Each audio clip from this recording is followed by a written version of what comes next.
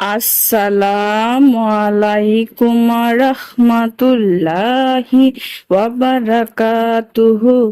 সুপ্রিয় সম্মানিত দর্শক ও শ্রোতা, আশা করি মহান রব্বুল আলামিনের দয়ায় আপনারা সকলেই ভালো আছেন।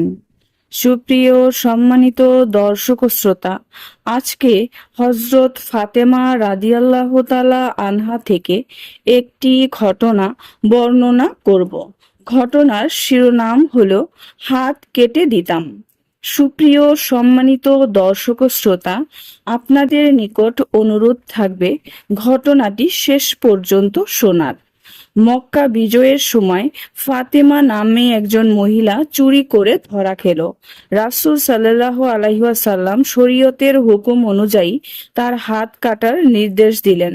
সেই মহিলার আত্মীয় স্বজন রাসূল সাল্লাল্লাহু আলাইহি ওয়াসাল্লামের কাছে সুপারিশ করার জন্য হযরত উসামা রাদিয়াল্লাহু আনহুকে পাঠালো, যেন রাসূল সাল্লাল্লাহু আলাইহি ওয়াসাল্লাম মহিলাটিকে ক্ষমা করে দেন। রাসূল সাল্লাল্লাহু আলাইহি ওয়াসাল্লাম তার সুপারিশ অপছন্দ করলেন।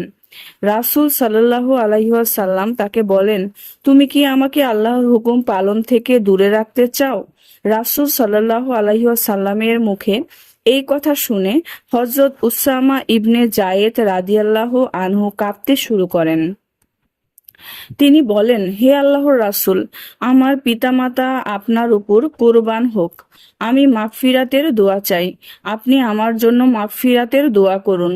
সন্ধ্যা বেলায় রাসূল সাল্লাল্লাহু আলাইহি ওয়াসাল্লাম খুতবা দেওয়ার জন্য দাঁড়ালেন। আল্লাহ তাআলার প্রশংসা করলেন। এরপর বললেন, আগেরকার মানুষ এভাবে ধ্বংস হয়েছিল যে যদি তাদের কোনো বড় বা সম্মানিত নেতা অপরাধ করত তারা ছেড়ে দিত, আর যখন কোনো অসহায় মানুষ চুরি করত তাদের উপর শরীয়তের হুকুম চাপিয়ে দিত।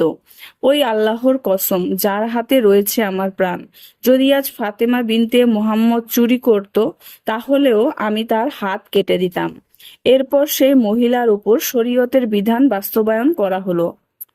তার হাত কাটার পর তার জীবনে অনেক পরিবর্তন চলে এলো। সে খুব ভালোভাবে তওবা করে বাকি জীবন ইবাদত বন্দেগীতে কাটিয়ে দিয়েছেন।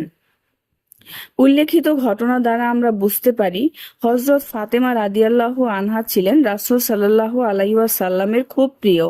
তিনি একথা বলেছেন, ফাতেমা যদি এই কাজ করত আমি তার হাত কেটে দিতাম। রাসূল সাল্লাল্লাহু আলাইহি ওয়াসাল্লাম আমাদের বোঝাতে চেয়েছেন যে অপরাধী যতই নিকটাত্মীয় আর প্রিয় হোক না কেন, আল্লাহর হুকুমের ক্ষেত্রে সবাই সমান।